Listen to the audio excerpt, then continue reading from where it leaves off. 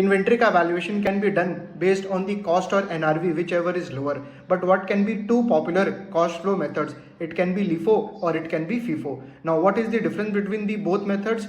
LIFO is last in first out, मतलब जो goods अभी रिसेंटली आपको रिसीव हुआ है वो पहले आप सेल कर रहे हो, या गुड्स आपने जो लेटेस्ट बनाया है उसको पहले आप सेल कर रहे हो. पीएनएल के अंदर में आपका cost of goods sold higher होगा अज्यूमिंग इन्फ्लेशनरी इन्वायरमेंट है. Whereas in case of balance sheet आपके पास ओल्ड गुड्स पड़ा हुआ होगा. Example of the sector which can follow LIFO can be apparel sector.